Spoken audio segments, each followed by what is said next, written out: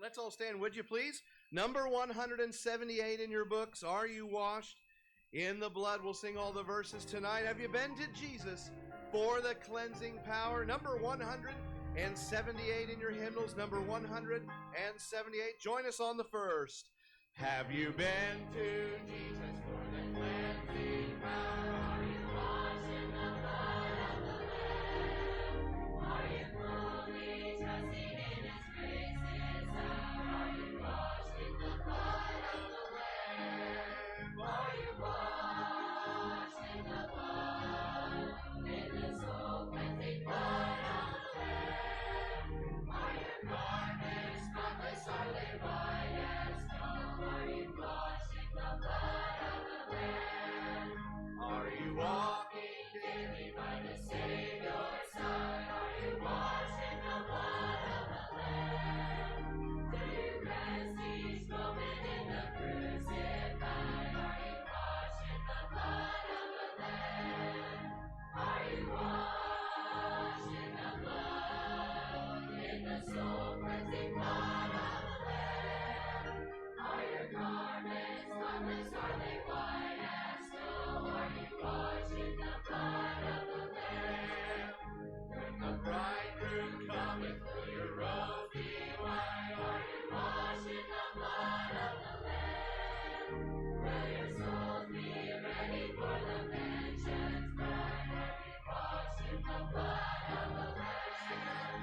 Are you washed in the blood, in the soul cleansing blood of the Lamb?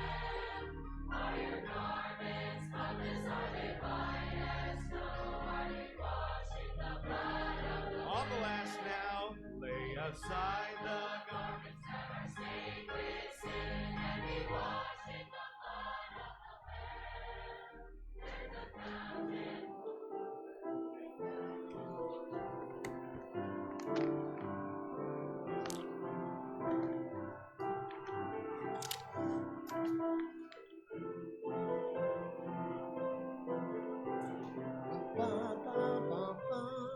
Well, good morning.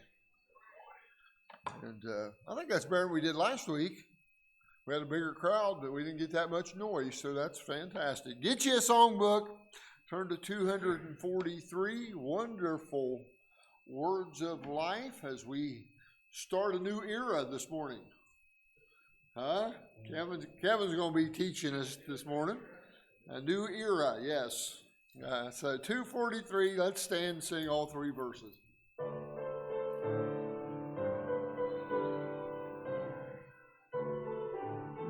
And sing it out.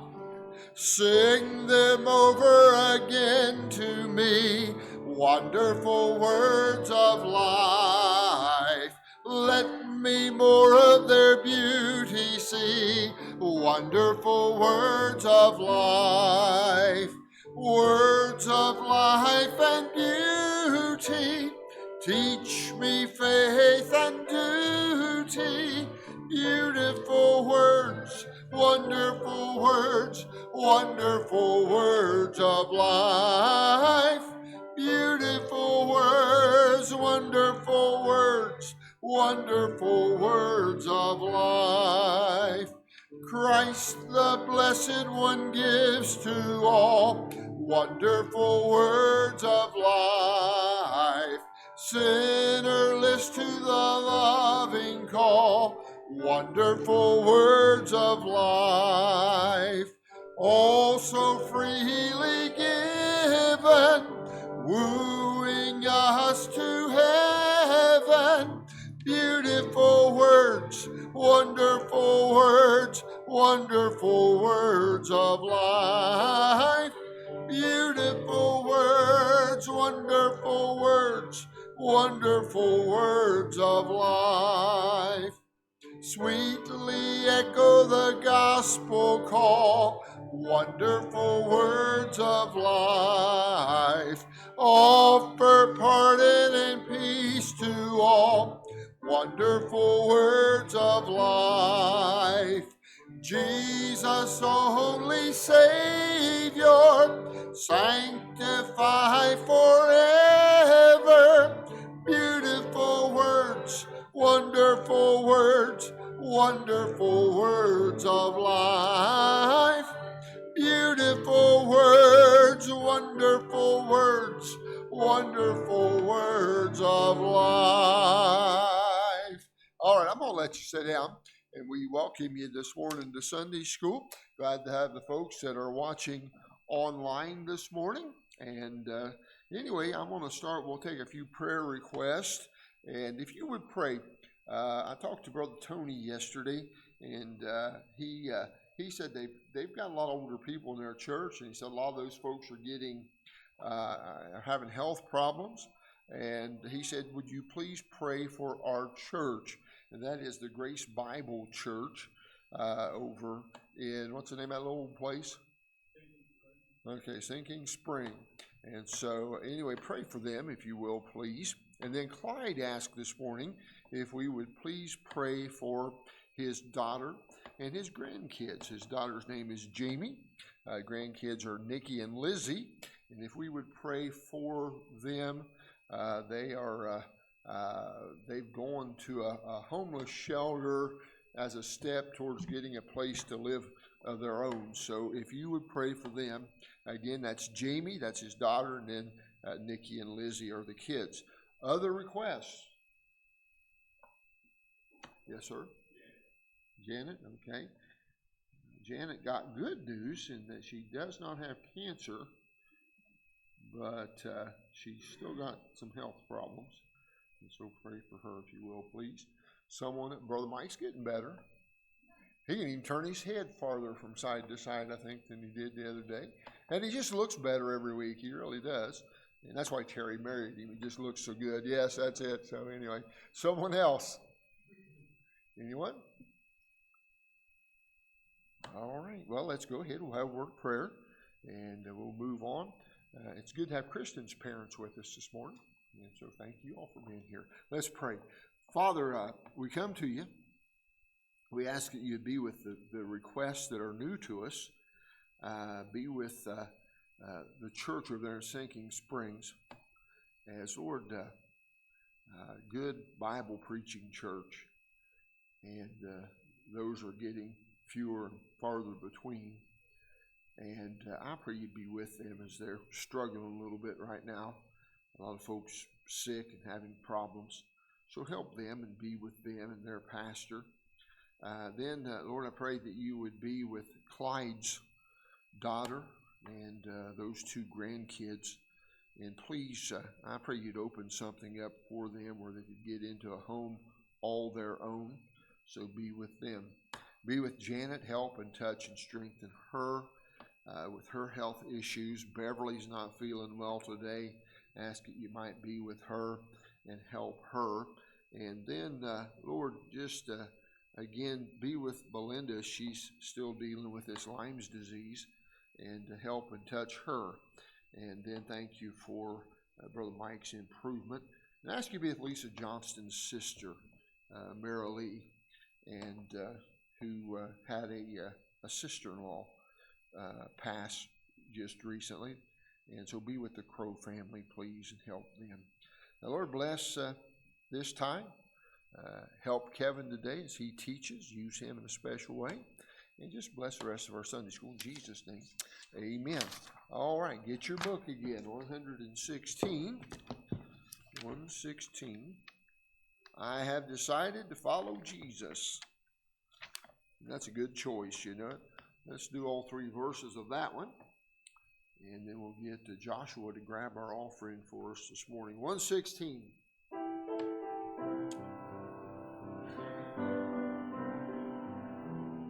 I have decided to follow Jesus.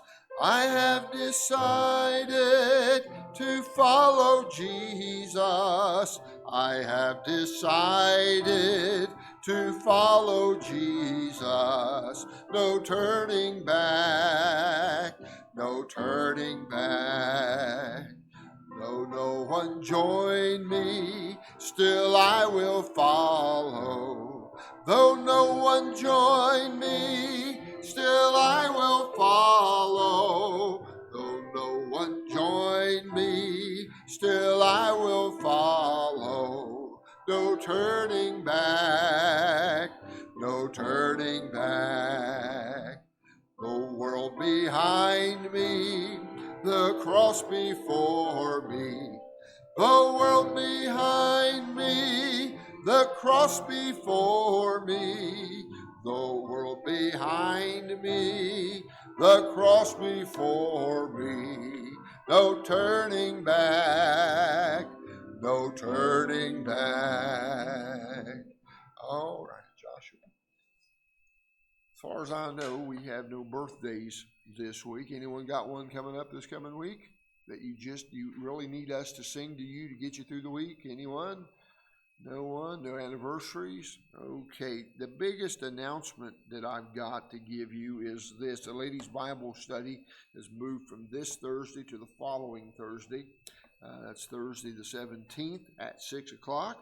The subject of the study is a deceitful heart out of Acts chapter 5, verses 1 through 11, the story there of Ananias and Sapphira. So anyway, just ladies, make note of that, please. Okay, Josh, pray for offering. Father, thank you for this time together. Pray just bless the Sunday school hour. Pray for Kevin. Just bless the offering. In Jesus' name, amen.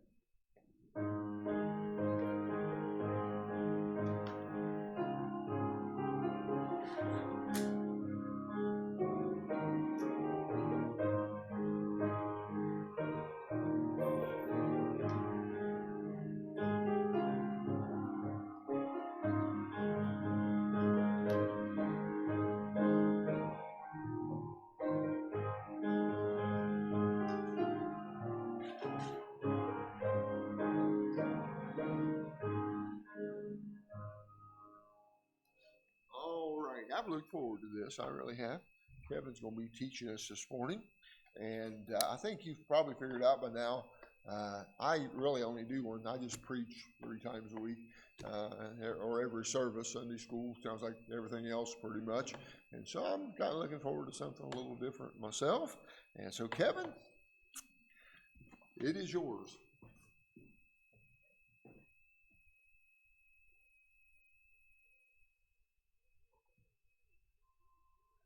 Like a good school teacher, I've got lots of notes.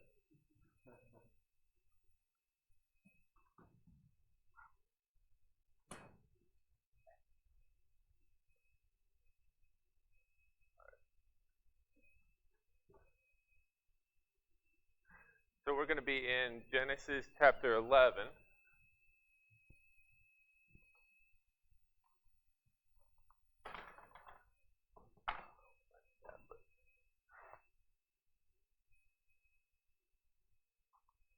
We're going to talk a lot about Lot.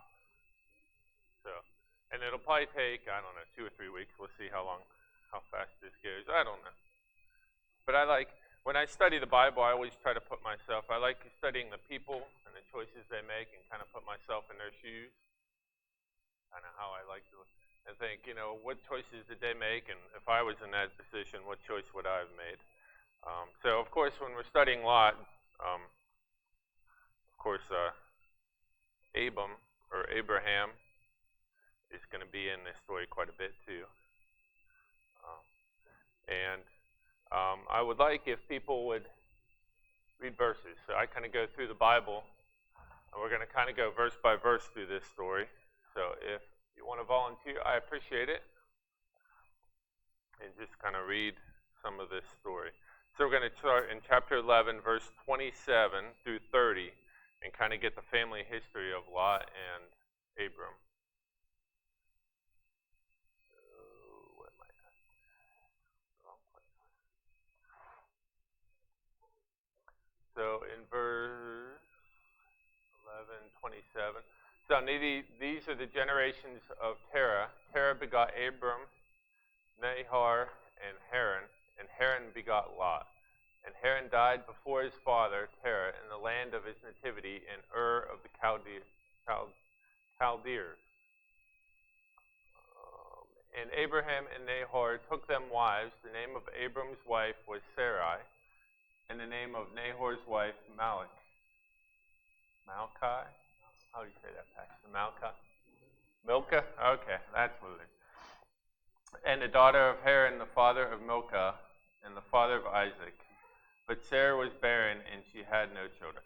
So we see, and I kind of did, I like writing stuff out. So Terah is the father, had 3 sons. He lived, and we'll see later on, he lives to be 205 years old. He has 3 kids. They have Abram, Mary, Sarah, who, of course, later on they become Abraham and Sarah instead of Sarai. And Haran has Lot. And Haran, we see in verse, I think, 29, dies before the father. So it doesn't really give an age. And we see that when he dies, God has them move. So we see the relationship. So just before I started studying this, I always assumed Lot and Abraham were brothers. But they're not. Lot is his nephew. So that was something I learned about the history. And we see in verse 31 and 32, we read, and Terah took Abram, his son, and Lot, the son of Haran, and his son's son, Sarai, his daughter-in-law, his son Abram's wife, and they went forth with them from Ur of the Chaldees to go into the land of Canaan. And they came into Haran and dwelt there. So we see when Lot's father dies, they move. But when they move, notice Abram goes, Sarah goes, Lot dies, Haran is gone, but Nahor and his wife Milcah do not move. So just wonder about the relationship of what is going on there. Why didn't he take all his sons? He's got 2 of them now, and then he's got a grandson, but the grandson, or the one son doesn't move with his wife. So just wonder why did they have to move? The Bible really doesn't say that, but just wonder why that is. And then in 12:1, we read, Now the Lord had said unto Abraham, Get thee out of thy country, and from thy kindred, and from thy father's house, into a land that I will show thee. Oh, I'm sorry. Skip verse 32. In the days of Terah were 205 years, and Terah died in Haran. So they move, and we see the father now dies. So the only ones left, Nahor is out of the picture with his wife. They're left behind.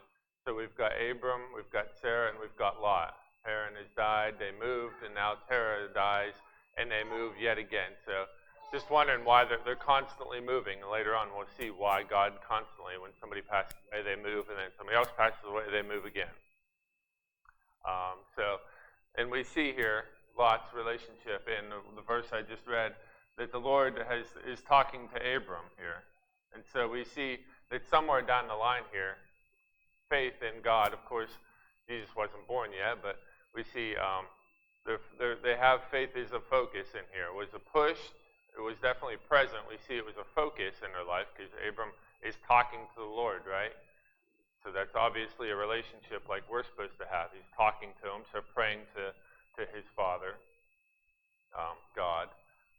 So we see that, but it's obviously not getting pushed because we'll see later on in Lot's life, he strays a little bit, right?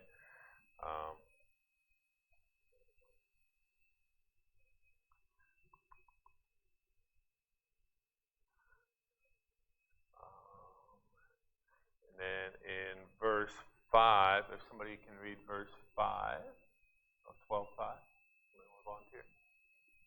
And Abram took Sarai his wife, and Lot his brother's son, and all their substance that they had gathered, and the souls that they had gotten in Haran, and they went forth to go into the land of Canaan, and into the land of Canaan with them. Okay, so we see this is the second part. So Abram now takes his wife and his nephew Lot. And so obviously there's a close relationship between Abram and his nephew Lot, that they are, every move, they constantly are going together. And now it's just the 3 of them now are left, and they are moving together. And we see God has prospered them. It mentions all their substance. So talking about, of course, this time they would have lambs and sheep and probably donkeys and oxen and other animals. And then it mentions souls, so I was kind of curious. When we think of souls, we think of salvation. But that's more of a later on Old Testament kind of concept, so I was wondering what it meant in the New Testament. It's kind of iffy. Some people say that that's just referring to the servants. So back then they would have had other people say those are people that he did convert from the world who didn't believe in the God of the Bible back then. And those are souls, people that are now following his faith and his beliefs. So I say it's probably both, a little bit of both, right?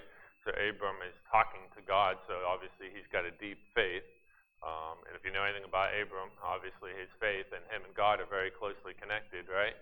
So his faith is very strong. So I could see Abram going out and telling people about the God that he knows of versus, the gods that are other lowercase gods that are out there in the world at this time. And then verse 7, somebody can read verse 7.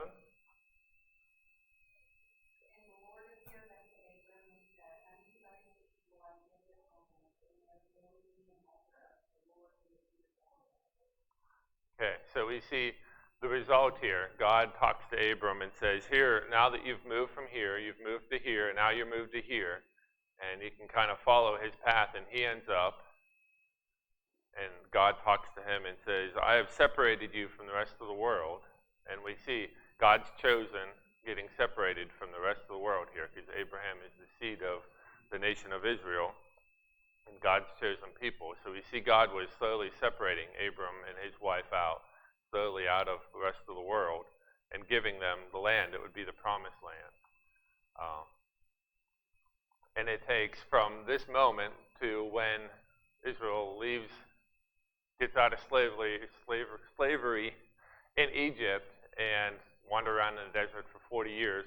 It takes 470 years from this moment when God says, here's the land, everything you see is going to be yours, to when they actually go in and take it and become the people and become the nation of Israel.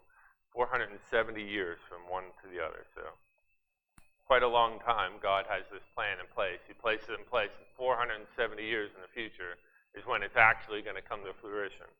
So we see that was kind of a long time. See, God's got a big, long plan. It's not a short term, well, I can fix this here. And he's got it all planned out way in advance.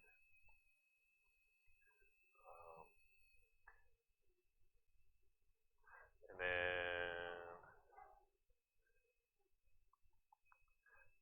in 17, verse 1, and it goes, so the next couple of chapters are focusing on Abraham. I wanted to focus on Lot, so we're kind of skipping through a little bit of this stuff.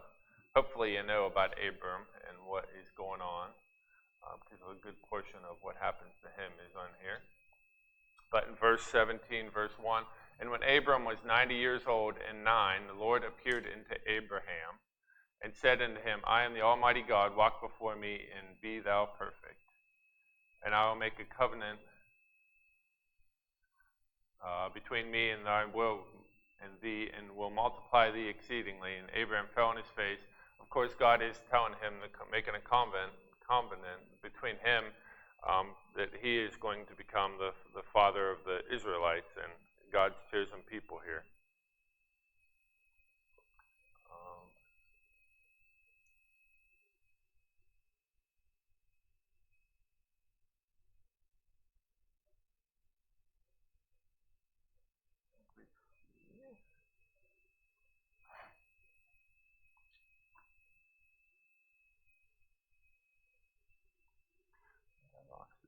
And then later on, I got the wrong verse here.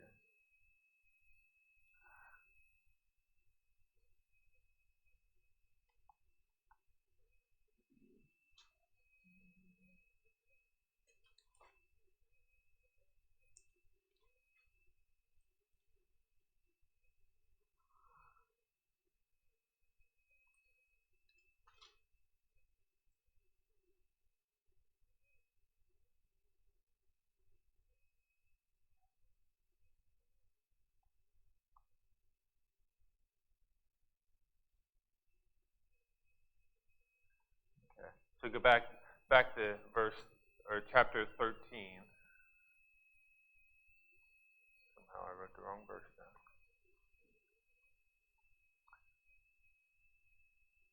So we see in verse 5, and Lot also, which went into Abram, had flocks and herds and tents. So just talking about the wealth.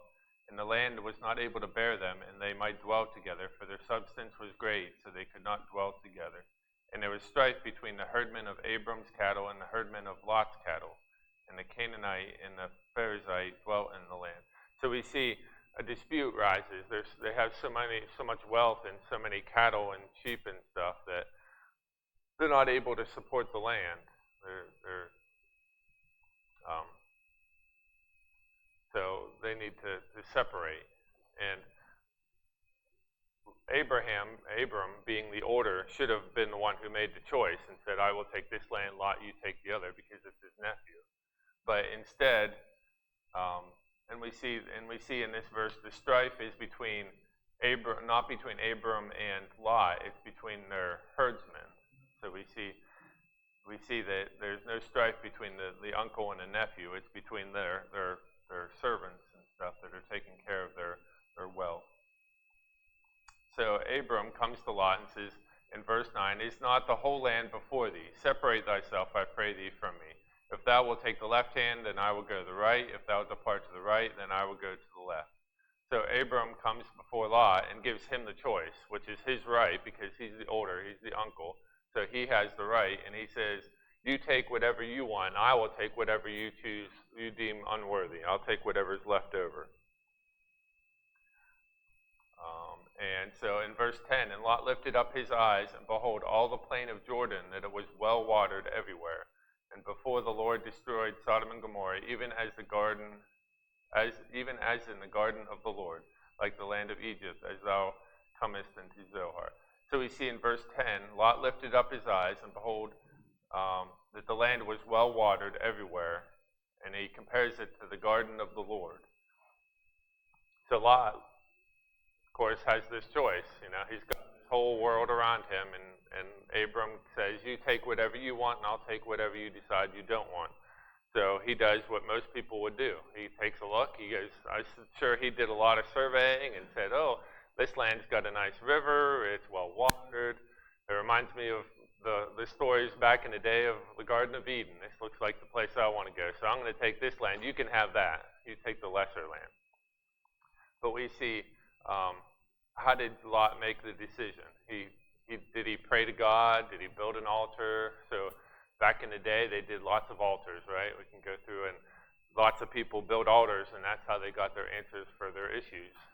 Well, we don't see Lot building an altar. We don't see him praying. He looked at it with his eyes. So he went out and made a rational, logical survey and said, this is logically the best place to go. And he said, I'm going to take the best place, and I'm going to give my uncle, who had the right to choose, the worst place.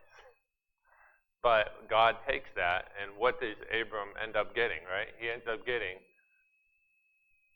the land that Israel ends up taking, right?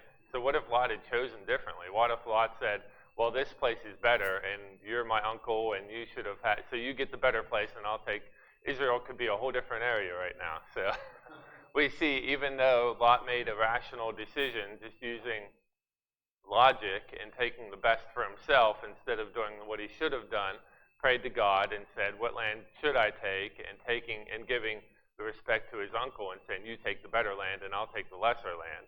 We see God using that and turns it, thousands of years later, is still, Israel is where it is because of Lot's choice. Abram didn't choose that land. God chose to use that land that was left rejected by Lot. And then it mentions in that verse Sodom and Gomorrah in there. And then verse 11, Lot chose him a plain of Jordan, and Lot journeyed east, and they separated themselves one from the other. And Abram dwelt in the land of Canaan, and Lot dwelled in the cities of the plains and pitched his tent towards Sodom. So we see Abram is living out in the land in a tent with his herdmen and cattle. And we see Lot sees this big, pretty city off in the distance in the land that he took. And he says, well, I'm going to go live in the city. And it just happens to be Sodom.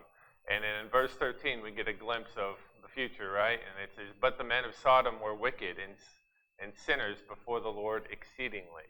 Not exactly a city that I would pitch my tent towards and be living in, but Lot seems to, we go back to, faith was preached back there, right? His father had faith. Abram's father had faith. So belief in God was in there, but we see Lot kind of through the story of Lot kind of go back and forth. You know, when he chose land, did he pray to God? No. But faith is in there. He chose to live in Sodom. Was that a good choice? No. But we'll see later on. He does have that faith is in there, just not his focus. And Pastor talks a lot about Christians. You know, they call themselves Christians, but if you listen to what they say and see what they're watching and what they're doing and how they act, they're not acting like Christians. And I feel like Lot is very much like that. He's a Christian. He knows who God is. He's probably prayed. He's probably worshipped, especially when he's hanging out with his uncle Abram. He probably was a very good Christian man. But once they get separated and he picks him the best land, he sees this city with all its pretty stuff and interesting things going on, and he starts slowly sinking away from that. And Abram's way over in another country doing his own thing. And I think Lot starts sinking into the world, and his Christianity, so to speak, starts slipping away, and he starts getting into that. And so Lot goes to the city, and he starts soaking up the culture, right? So you are who you surround yourself with. You know, Christians, you know, Pastor mentions every once in a while, this is our, you know, we are a family here at this church. And we have our our biological family, and we have our church family. And that's how we should be. You see Lot he kind of separated from his real family, Abram, who was his Christian family. And he's kind of going into the world, and he starts living in the city, and he starts soaking up that sin, evil continuously in God's sight. Not exactly a recommendation for living in this city. And so he starts soaking up the culture and the fun and the customs of this city and stuff they're going. And we don't know when Lot chose the land, did he know Sodom and Gomorrah were sinful? You know, how much research do you do? Do you just say, oh, there's a city down there, that looks nice, I'd like to have that in my area? You know, because it would probably be very prosperous to have cattle and be able to, or sheep, and take them into the city and sell them to them. They probably get a lot more than, you know, out in the middle of the desert. You know, so how much did he know about Sodom and Gomorrah, you know? Did he know how sinful they were? Or did he just say, oh, it's a nice city? So, always makes me wonder, you know, how much did he know? And would that have affected his choice? If he had wandered into Sodom and Gomorrah and saw what they were like back in the day when he was still hanging out with his uncle Abram, you know, would he said, woo, I can't do that. That's going against what Abram and me are doing, and I'm not going anywhere near that city. Or is it just something he just slowly sunk into a little bit? He visited the city, and, you know, how did that happen? It doesn't really tell us, but it's something interesting to think about.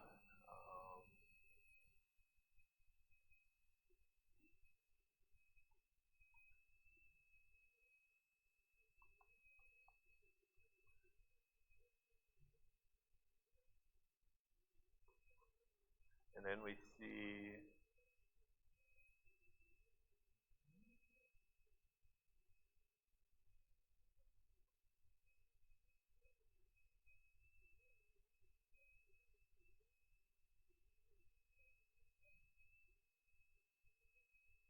and in chapter 14 we see the Battle of Kings. So we see it goes through and lists it, and I kind of did an outline here of all the different kings and the lands that they're over versus these people.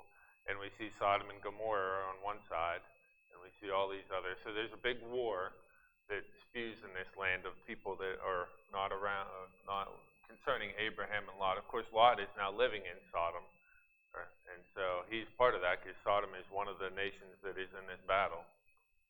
And we won't go through the whole battle and all that, but we see in verse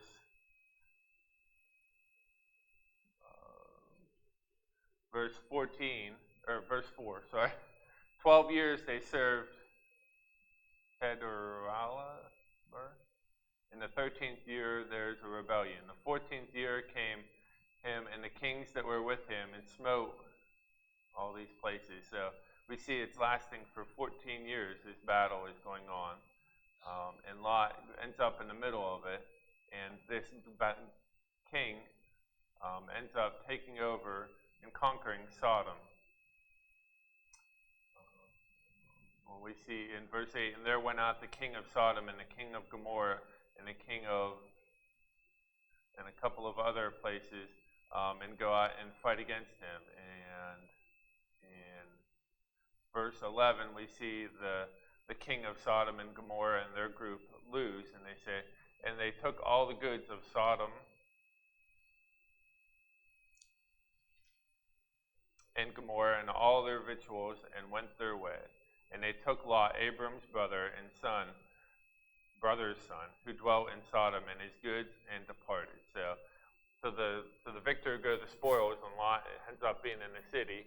And of course, he's a wealthy man, right? We know that from earlier on. Him and Abram had to split because they were so wealthy. Of course, if he's in the land that gets conquered, all his stuff is part of the spoils of that victory. So we see he gets taken along with all his stuff. And then going through in verse 13 came one that escaped and took Abraham, and told Abraham the Hebrew, for he dwelt in the plain of Mamre, an Amorite, brother of Eshcol, and the brother of Aner, and these were confederate with Abram. So we see somebody escapes this war, and who do they run to? They run to the man who has a close relationship with God. They go to Abraham. And he tells them, hey, they took Lot and all his stuff. And of course, Lot was his nephew, and a lot of Lot's wealth came because of God blessing Abraham. Lot kind of rode his coattails on some of that benefit. And we see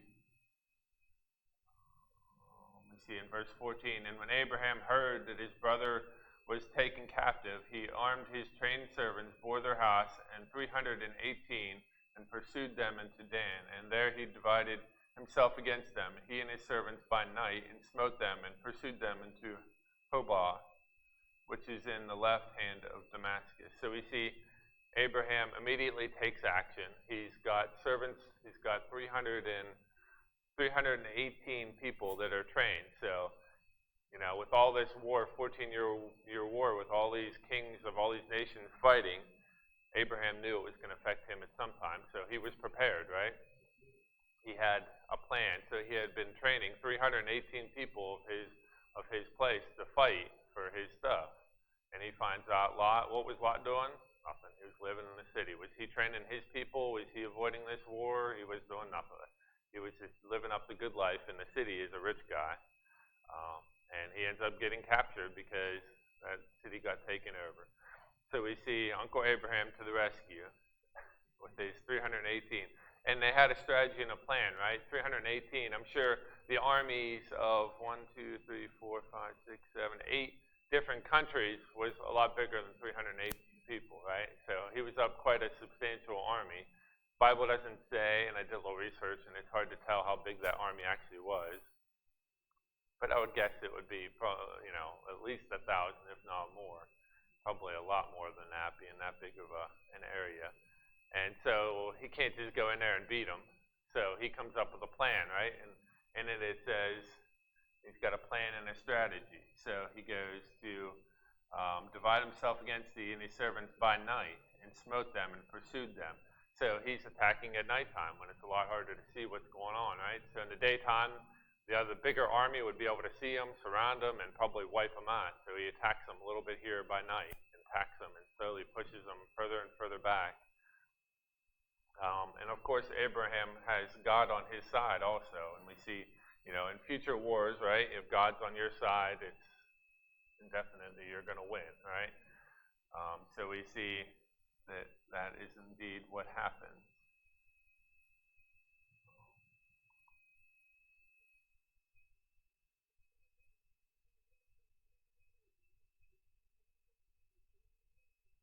In verse 20 we read, and bless the Most High God, which hath delivered thy enemies into thy hand, and have given tithes of all.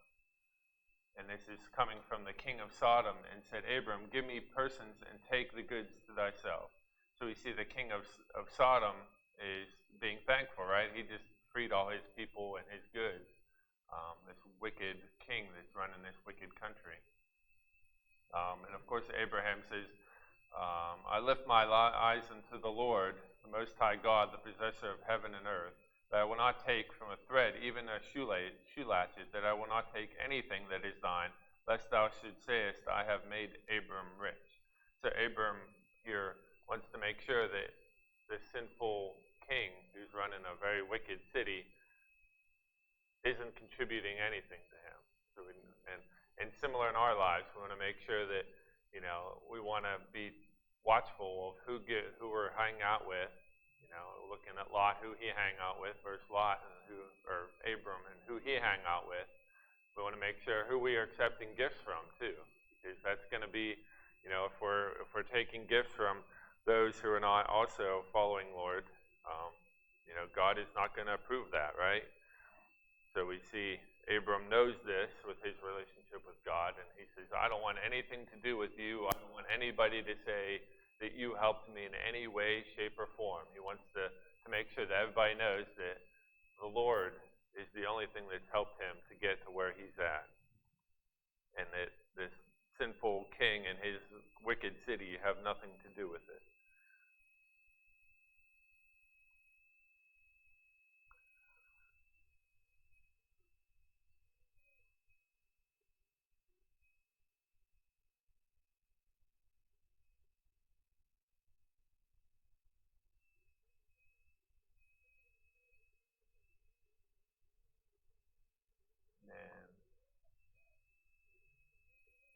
And then in chapter 15, verse 1, somebody wants to read that for me. After these things, the word of the Lord came unto Abram in a vision, saying, Fear not, Abram, I am thy shield, and thy seed that you live. So we see God reminding Abram that God is with him, and he just with 318 people just conquered this army and brought back Lot and every single one of his possessions. And so God is reminding Abram, hey, I am here with you, fear not, for I am thy shield and thy exceeding great reward. So God is reminding Abram here of that, you're doing all this, and it's not because of you, it's because I am with you because of your faith in me.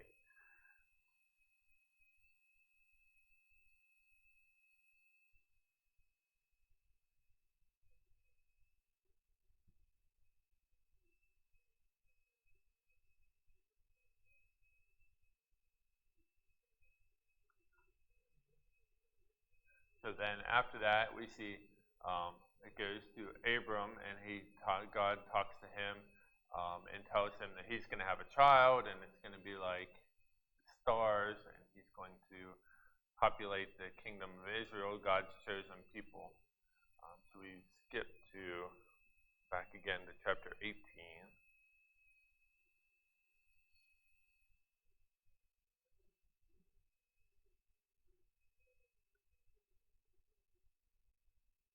And we see in verse 18, the Lord appeared unto him in the plains of Mamre, and he set the tent door in the heat of the day. And he lifted up his eyes and looked, and lo, the men stood by him. And when he saw them, he ran to meet them from the tent door and bowed himself toward the ground. And said, My Lord, if now I have found thy favor in thy sight, pass not away, I pray thee, from thy servant. And we see Abram here is getting some angels to visit him, and he goes, and we see in verse 4, let a little water, I pray you, be fetched, wash your feet, rest your feet under the tree, rest yourselves under the tree. In verse 5, I will fetch a morsel of bread to comfort your hearts. And for therefore, as you come to your servant, and they said, so do as thou hast. So when Abram gets two angels to come to him, he gets them water, he washes their feet, he lets them rest in the shade of a tree, he gets some bread, and he wants them to be comforted. And he goes and takes care of these people. And in verse 7, Abram ran into the herd and fetched a calf tender and good and gave it unto a young man to be hasty to dress it. And he took butter and milk and the calf which had dressed and set it before them, and he stood by them under the tree, and they did eat. So we see Abraham recognizes these angels, and he gives them everything they need, right? He gives them rest, gives them shade, a cool place to sit. He gets some water, and then he kills not just any calf, but he gets a tender and good calf. So he's taking the best, and then he takes butter and milk and dresses it. So he's using premium stuff here, right? They didn't have a refrigerator or a grocery store to have butter and milk, so that was something that was hard to come by. So it's very valuable back there, back in this day. So he's taking good care of them. And later on, we'll see Lot gets a very similar thing, and he treats them a little bit differently.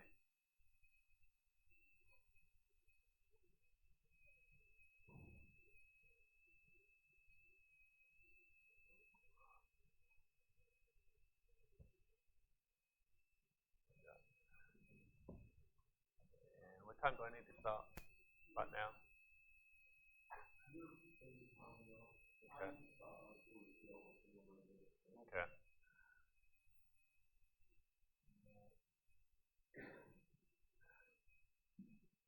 All right, and then let's get, and then verse 16, the men rose up from thence, so they've had a good meal, and they've had a good rest, and they looked towards Sodom, and Abraham went with them to bring them the way. And the Lord said, shall I hide from Abraham that thing which I do? So the Lord knows that he is headed off to destroy Sodom and Gomorrah, and we see he wants to hide it from Abram, the thing which I do. So the Lord is wondering whether he should hide it from Abram. So we see God trying to protect Abraham from what he's going to be doing.